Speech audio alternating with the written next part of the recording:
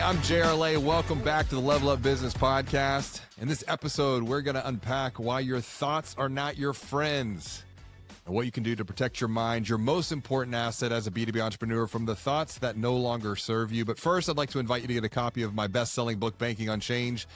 It is the leader's guide to achieving exponential growth in the age of AI. Text me right now, 832-240-1922.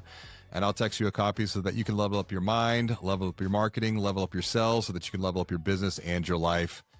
Now, joining me for today's conversation is Ben Ward. Ben is the founder and CEO of Forward Leadership, and he's a best-selling author. He's got some really great books. Ben also took a company public. Ben took a company public only to see it come crashing down, which I know that we're going to explore together today. Welcome to the show, Ben. It's great to share time with you. Thanks for joining me. Glad to be here.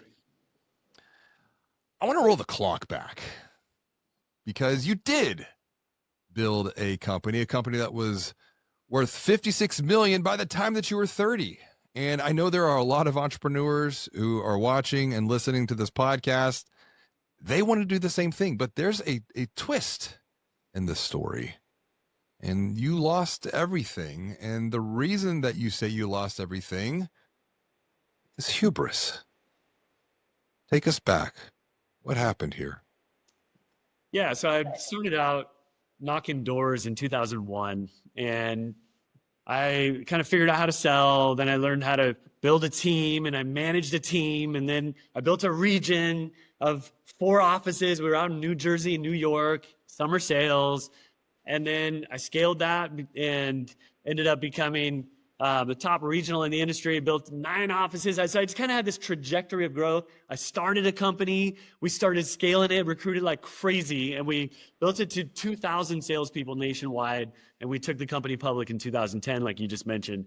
And so I kind of had this like trajectory of growth, and it wasn't all rainbows and sunshine. It was a lot of hard work, a lot of tears, a lot of sweat, all that stuff through that 10-year period. And I chalk up my failure from there. A few years after I took the company public, I watched my whole business just fall to the ground through reckless decisions that I'd made. And it's easy to look back and say that now. But going through it, I thought it was smart. I thought it was, I'm going to take on more and we got to keep growing. And so when I say hubris, I didn't even know what that word meant. Like hubris. Let's unpack that, because that's a big word. Like, it's not a word that we use every day, but it's an important word because it's a word we have to be mindful. What is hubris? Yeah, I'm envisioning some people watching this, like looking up, what is he like defining it? But it's just it's the pride that takes down a superhero. And I'm not trying to like compare myself to a superhero by any stretch. I just had a pretty rad trajectory of growth. And it was like, yeah, I felt like, I was young and an entrepreneur and, under 30, had sort of made it a few different times, had earned millions of dollars and like kind of had arrived. And so like the hubris is like the pride that takes down something that you just don't think is gonna come down. And so I got pretty prideful. In fact, I don't want to share that. This is really embarrassing. This is like hits me at the core of how prideful I was, but I am as I struggle with pride.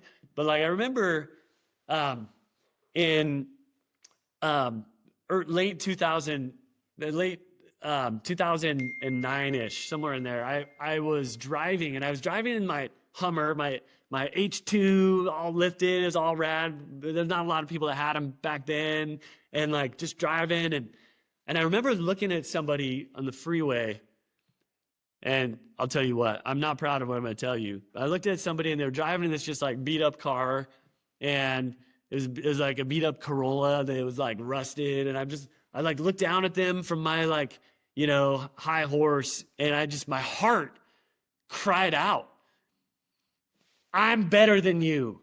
And it just came from in my heart. I didn't say the words. It just came from my heart. And I just was driving, and I'm just like, and somehow I wasn't like, that's disgusting. I was like, yeah. As I'm driving, and I was just like sitting in my own little prideful place of just feeling grateful for how awesome, but it wasn't a gratitude. Mm. It was a hubris. It was a pride that I had no idea needed to be kicked the heck out of me. And it was over the next couple of years as I lost everything, as even when I remember that story. Well, I didn't even realize it was subconscious when that happened. But looking back, I remember going through it, and I was right. I was like Dave Ramsey talks about the time we had to drive his Bondo buggy, like, and I'm driving my sister's beat up car because my home was foreclosed on, my cars are repossessed. Fast forward a couple of years from that time when my heart cried out, "I'm better than you," and I'm driving this beat up car, and I remember I actually saw a really nice car on the road, and I had the flashback of that memory. And so that's the type of hubris that I actually wasn't even aware that I had, that was also shaping the decisions that I was making as a business owner and as an entrepreneur. Decisions dripping in pride of, oh yeah, this is going to work out no matter what because I'm touching it. Your story of hubris, it's been written about. There's some ancient mythology to it. There's a lot of ancient wisdom. Pride goes before a downfall. And I think about the story of Icarus flying too close to the sun. It's like we think we can go higher and higher and higher. Nothing's going to stop us. I'm invincible. I'm in my H2. But then these little things start to happen that we can't see at the time because we're blinded. I've been there myself on my own entrepreneurial journey for 23 years. And it was interesting. You mentioned, what was the time frame of this for you? Years? Like what year? When was all this happening? So I started my business in 2008. I started knocking doors in 2002, and I had 5 years of that. And then in 2008, I started my business. 8, 9, 10. Notice that was right when the bottom fell out of the economy, and we actually had 5 million of funding for our business dried up. But we didn't let it phase us because we could sell, we could recruit, and so we just sold our way out of it, and we just grew. It actually was a catalyst for even more growth because a lot of people were shutting down. We were building and ramping up. So that's about the time period. Because it was interesting. That was about 2008, 9, 10. That's when my business started to really explode. But it was in 2012, October 4th, that my wife said it's the business or the family. And there was some hubris going on as well. And it's like, because I had just become such a jerk. I was a liar. I was struggling with addictions. And I honestly was lost. It's like from the outside, everyone thought, oh my gosh, JRLA is doing amazing things, but it's the pride, it's the ego. I mean, where does ego come into this? Particularly when we're blinded, we become blinded by the things that we can't see. That, we become blind to what we might, in hindsight, like you said, looking back in retrospect, we can't see the truth of the matter. Yeah, ego for me was like, I did this, I created this, I'm amazing. And and it's interesting, that there's two sides of, there's this trap. And it's, some people call it the comparison trap. There's a trap on two ends. One end is, I'm not as good as, and that's the envy. That's like the envy ego. Like, I'm not as good as this person. And we get kind of sucked into that trap. And on the other side of the trap is, I'm better than, right? Like, I'm better. And that's the pride. Both of them dripping in pride. I'm not as good as, I'm better than. And that ego that is trying to figure it out, like that's a trap that we get sucked in. And what I've learned is gratitude. Like, what is it that gets you, ejects out of the trap, ends up being like genuine gratitude. Not like I expressed gratitude, like I'm grateful, like as I'm up here in my high horse, oh, this is great, look what I've done. All of it was about me and how I'm amazing. And like, I'm better than this person.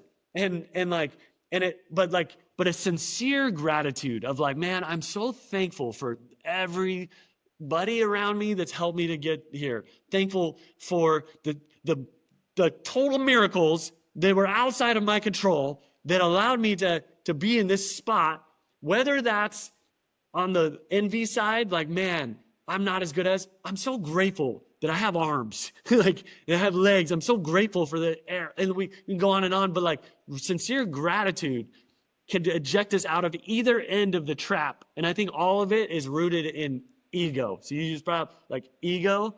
And I think pride and envy are two extremes of ego, just trying to flex. That's a great perspective of the dichotomy between the two. And you mentioned earlier, you lost everything. Your home went to foreclosure, your cars got repossessed, your investors lost money, but you also have been able to reframe, like hitting rock bottom. That the burdens, they don't get lighter. The burdens become light themselves. The burdens light the path to something forward that you might not see in that moment, in that despair. But how did your experience provide a path forward? Those burdens become your light to shine a new way. Holy smokes. I feel like if there's one lesson that I learned that it affects me every single day, JR, every day, this is a gift, because when I was going through, I call it the time of my life I call it Black Death. And I call it Black Death. That time, it was in late 2012, 2013, where my business, was here, and then it just hit this, and it started spiraling, and it didn't happen overnight. It was within like a 6-month, 8-month decline. And like, oh, we're going to get through it. We hit the backstop. Okay, we're going to get through it. But it kept declining. And I call this time period Black Death, because it was when I couldn't make payroll, not just the first time, but this was like, it had already been too much, where I'd flown out to our leaders, given them stock to stay, and a lot of them stayed, some of them couldn't. And, this Black Death period where like finally I was out of money, my business was out of money, and I didn't have any other solutions. And it was literally staring in the face of losing everything. I felt like I was sinking in tar and I couldn't get out. And I wanted to cease to exist. And like, it's also a great revealer of my pride, of how much I attached the success to my identity. And when that success was vaporizing, it was vaporizing my identity, and I did not want to exist anymore. During this time of the darkest moments of my life, I was really ticked off at God. I was just mad, because my favorite scriptures in the Bible, in Matthew 11:28-30, is like, Jesus is like, come unto me, all ye that are heavy laden, and I'll give you rest. Yes.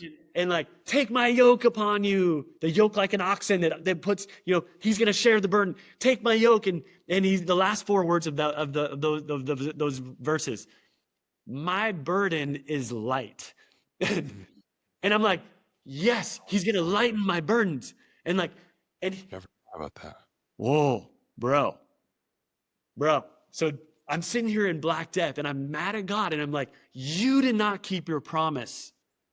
You promised that my burden, if I anchor to you, is going to be light. And I had an expectation. I felt entitled because of his promise. I felt entitled that he was going to make my burden less heavy. And I'm sitting there sinking in tar, and I'm like pissed at God.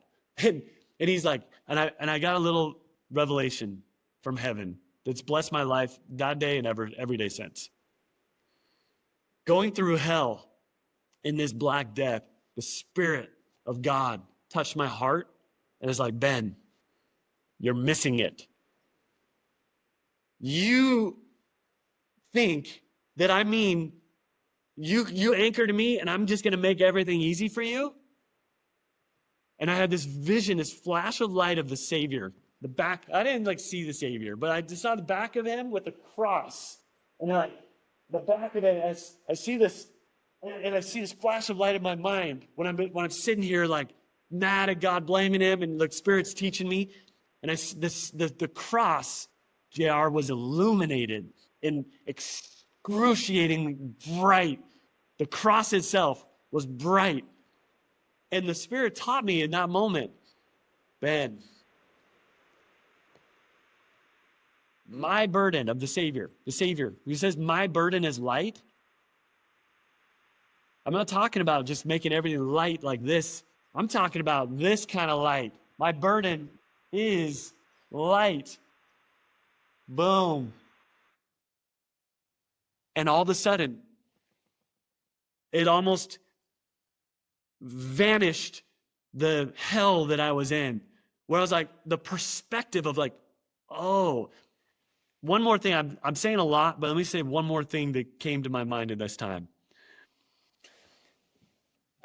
The Savior's cross, his burden put him into the ground. Like they hung him on that cross. It like put his body, took him to the other world, the other side. He died from it. His burden was so great that he died from.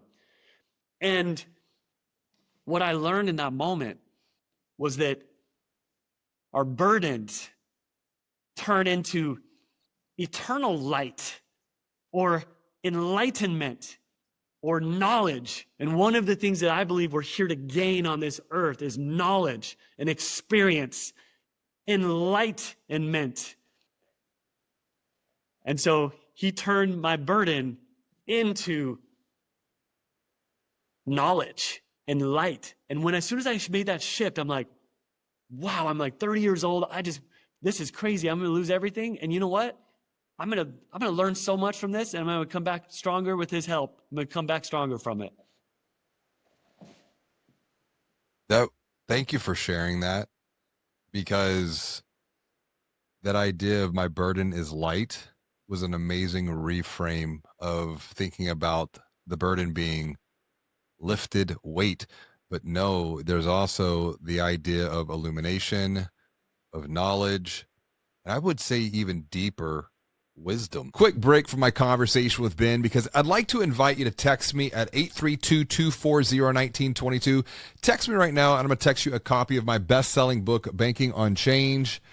Banking on Change, it is the entrepreneur's guide to achieving exponential growth in the age of AI. And inside Banking on Change, you're going to get dozens of practical strategic frameworks that I've used over the years that you can use, that you can apply right now, so that you can level up your mind, and as a result, level up your marketing and sales, and then ultimately level up your business and your life as a B2B entrepreneur. Let's get back to the show with Ben. I think that idea of wisdom, it's something that I'm very interested in, particularly when it comes to level up business and the work that we're doing, because I feel like as we move further into this age of AI and artificial intelligence, I'm more interested in authentic intelligence, the human experience, and your unique wisdom equals your unique perspective that is multiplied by your unique method, and your unique perspective has been gained through lived, learned, and shared experiences you're doing here today. So thank you for unpacking this, because it is your unique wisdom. It is your unique perspective. And I would question then is like, okay, if you could do it all over again, would you change anything? Or would you go through the same hell to achieve the enlightenment that you've received today? I mean, that's such a rad question, because I would not do it different. As I look back, there's other opportunities I could have done and not done. And I just, that value that I received from that experience, hitting such a rock bottom vein of like financial, but also just like my identity of who I was, and just like rocking my world. Like, man, it's just exactly what I needed. And through that, I literally have learned that I struggle with pride, and I've had the pride kicked out of me so hard. And if I didn't have that, I wouldn't have been able to see that. And, for me, I have on my board here, for me, what I anchor everything, I'm going to show you. I don't know if the viewers are going to like see this or not, but I'm in my home office. At the top up here, this is what I try. This is what's important to me. And what I try to anchor every opportunity that I have is eternal progress now. Like, is what I'm doing, is this going to help me make eternal progress now? Or is this just a short-sighted, myopic, something that's just going to help me financially in making decisions on that? I try to anchor everything. Is this going to help me in the long game? When I'm gone, is this going to bless my family? When my kids learn this about me, is this going to inspire them to be their best? Like, trying to, am I going to take this opportunity? Well, is it going to help me and my family make eternal progress now? Is it going to help other people that are hearing and learning and that are part of this? Is it going to help them make eternal progress now? Through that experience of going through that hell, I learned what really matters to me, and I wouldn't trade that for anything. Nothing on this world. I like that eternal progress now. And the question maybe that we should be asking ourselves, am I making eternal progress now? Am I creating value that will reverberate throughout space and time far after I have left this material world? Which begs the question, what are you doing? Because it's like we can look back and lament and mope and cry about the pains of the past, but you're transforming the pain into purpose. You're transforming failure into fuel that is allowing you to help others, to teach others, to guide others. And one of the things that you have taught that I learned from you is thoughts are not your friends. Thoughts are not your friends. What do you mean by thoughts are not your friends? Well, listen, we have, studies are showing between 60,000 roughly thoughts that we have, and most of them are recurring, and not all of them serve us. And we can actually reject a thought that doesn't serve us, almost like a bouncer that would reject somebody that doesn't belong to a club and just be like, no. Like, you might have a thought like, oh man, that person is so they're so dumb. And you don't know them, you don't know anything about them. Maybe they cut you off in the freeway and be like, for me, I really get frustrated when somebody's driving slow in the fast lane. And so dude, are you serious? You're such an idiot. Why are you driving slow? And it's just like, if I take a step back, it's like, wait a minute. No, that person's not an idiot. That's a human being. And I can reject that thought so that I don't walk around labeling everybody, labeling myself. Now, I'm not talking about burying feelings alive. I'm not talking about pretending feelings aren't real. That's not what we're talking about. I'm talking about as an entrepreneur, you're going to have a million voices that are going to come at you why you can't succeed. And you don't have to let those voices in. And back to if you're burying feelings under a rug that are real, feelings buried alive will never die. So no. We're not talking about suppressing feelings. We're talking about just out of these 60,000 thoughts that come, you can choose to not allow a thought that you don't agree with and it's disgusting to you, and be like, well, I had that thought, so that means I had it. That means I've got to plan it. That means I got to nourish it. I mean, that's my thought. No, you can reject thoughts. And so I teach this simple tool. I teach it to my kids, and I teach it out as I speak, where it's like 4 words. 4 words, dude. Let's go, bro. Talk to us. What are these words? Teach us. I learned it from you, which is, it's the simple things, right? I reject that thought. I reject that thought. Reject that thought. And it's funny that we're having this conversation in the way that we're having it, because I was recently having a conversation with Chris Walker, and we were talking about how much thought, and I wrote about this in Banking on Change too, how much thoughts influence our emotional state, which then inspire our actions, because we tend to take action based on some sort of emotion.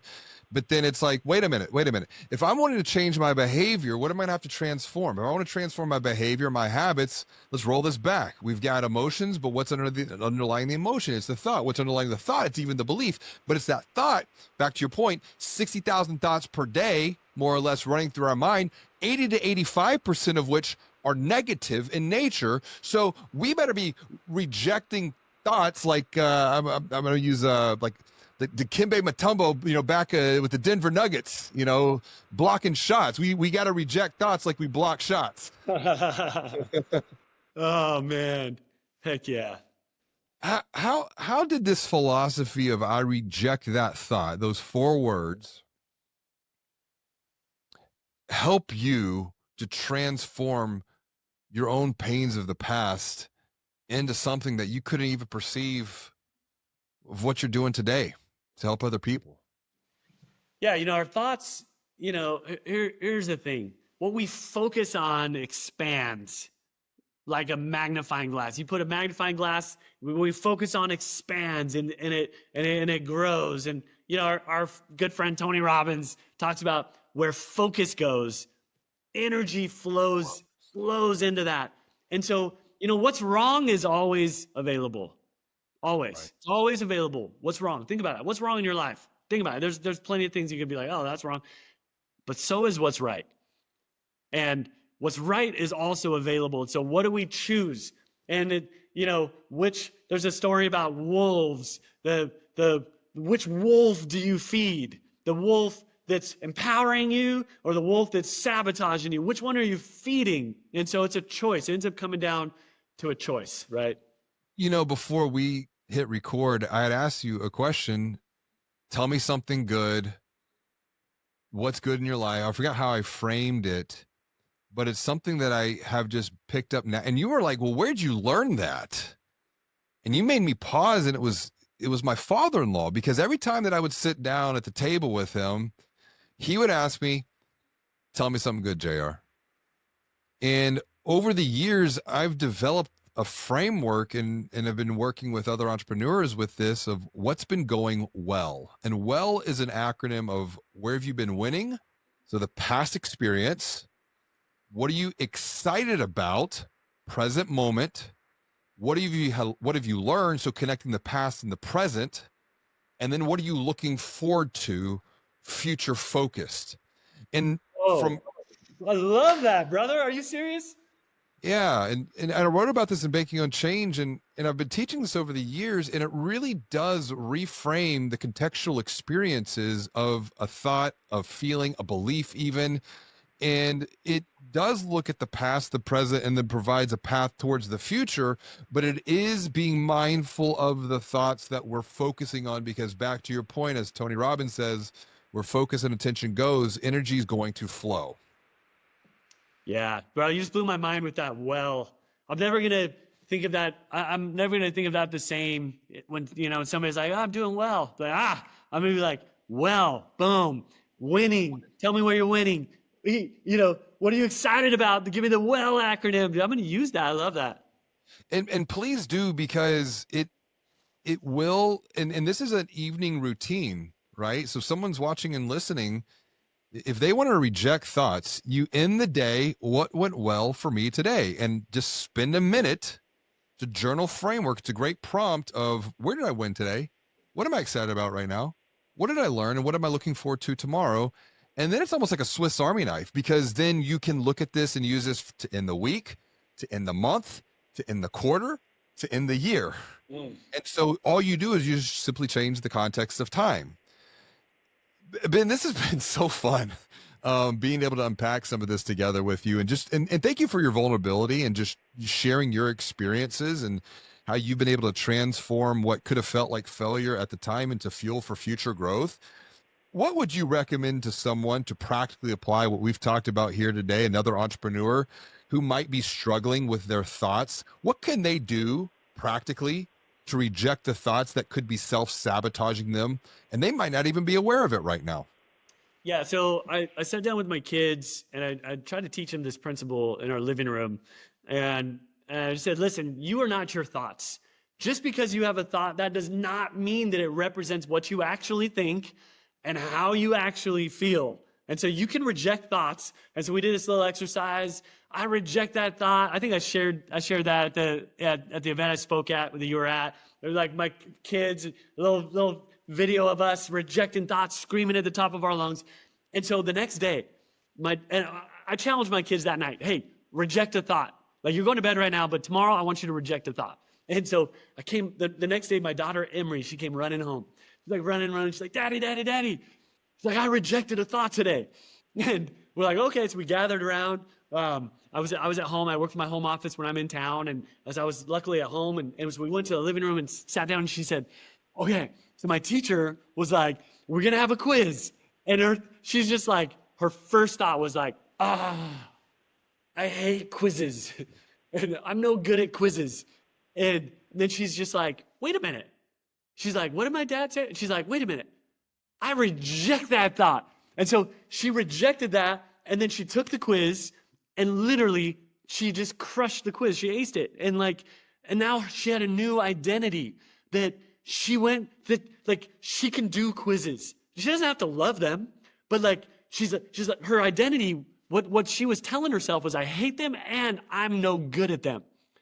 And so by rejecting that thought, it brought in that confidence to where she's like, now her identity is she doesn't love the quiz, but she's good at them. And that is super empowering. And so my friends who are watching this, you can take a thought that doesn't serve you and use these 4 powerful words. It's so simple. Simplicity is the ultimate sophistication. It's so simple. It's easy to do. It's easy not to do.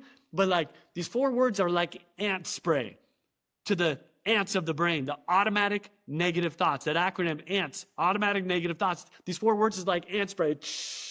You can spray at any time. And if you have a bunch of people around you, just say it to yourself with emotion. Like, I reject that thought. The more emotion you put, the farther away it'll fly out of your atmosphere.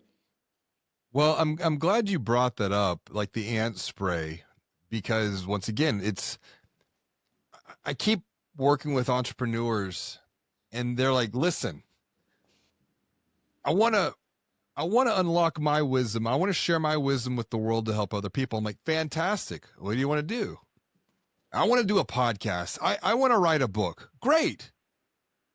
And then something happens. Something that you've talked about. The FUD starts to creep in. Their fear, their uncertainty, their doubts. What do I know? Who's going to listen to me? There's already enough books in the world. I'm like, wait a minute. But you've got this unique perspective. You've got something that no one else has lived, learned, shared before. Are you going to really let this FUD, this fear, uncertainty, doubt that you've got a whole book around yourself, limit your potential? What thoughts do you need to reject that might be coming in that you have just allowed in? It's like it's the whole garden of the mind philosophy. If we're not tending that garden, it's going to get overgrown with the weeds. And we got to use the title of your book, you got to pluck the FUD. Pluck the FUD, baby. Pluck the fear, pluck the uncertainty, pluck the doubt. And you got to reject the thoughts that are truly preventing you from leveling up your business and leveling up your life. Ben, this is amazing. If someone is watching, listening, they want to connect with you, say hello, what's the best way for them to do that, to even pick up a copy of your books? Yeah, my website, benward.com, connects all my social. You can pick up a copy of Pluck the FUD right there at my website. And this is my best knowledge that I've learned over the years, building and leading sales teams and companies, where the easy part is learning the skills to be successful. That's the easy part. That's the minimum standard. You just got to get good at the skills. The hard part, JR, you know this the hard part, and we know this as we get a little bit of experience and wisdom. The hardest part is learning to guard your mind and take action despite inevitable fear. And that's why I wrote Pluck the FUD, because I learned a few tools that I have to use. I lean on to this day, because FUD, it's like a cloud, it's like a fear cloud. You have to ditch it all the time. You never arrive. You got to learn how to get rid of the fear, the weeds of the mind. You can pick this up on my website, benward.com. Grab a copy of Pluck the FUD. Ben, this has been an absolute amazing conversation. Thank you for sharing your unique wisdom today. I'm so grateful, and I know those who have been watching and listening are grateful as well. So thank you very much. You're welcome. Great to be with you, brother.